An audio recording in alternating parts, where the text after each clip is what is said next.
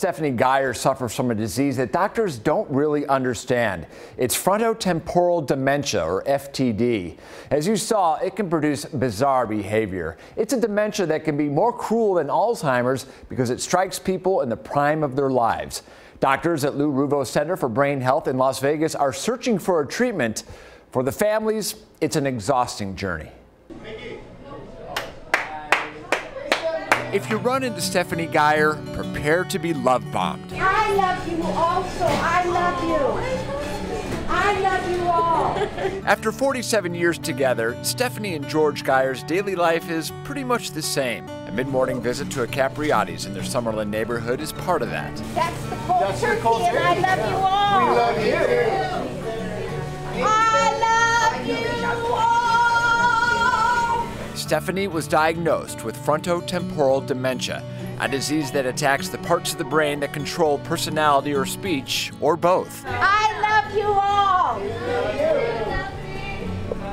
I love you all. You're good, honey.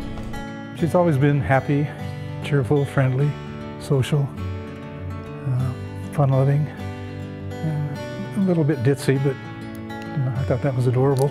Probably 10 or 12 years ago, she started developing these compulsions, compulsive gambling, compulsive shopping, compulsive spending, compulsive eating.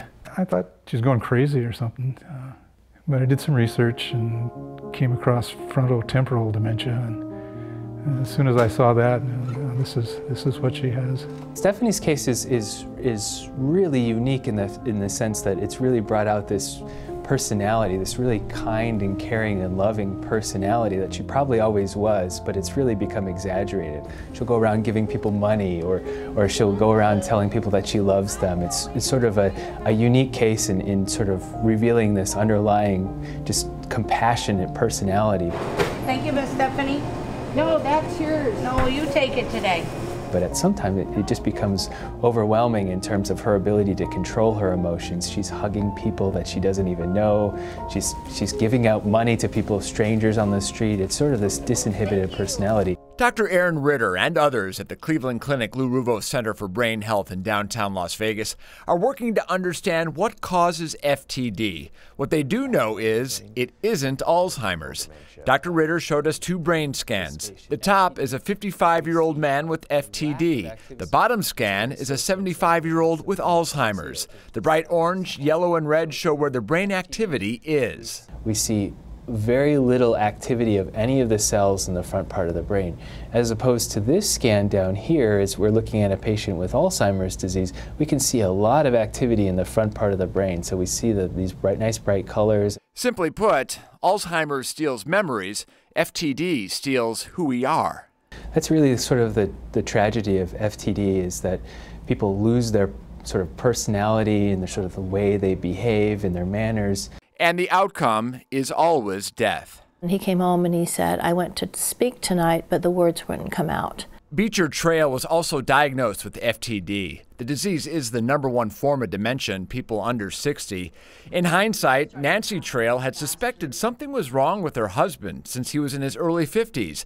His gregariousness led to the nickname Beecher the Preacher, but the Henderson man withdrew, and then the diagnosis. I was looking forward to our golden years when he retired, and then all of a sudden we find out that he has this terrible disease that I've never heard of.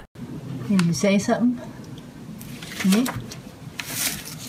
Huh? Love you. I love you too.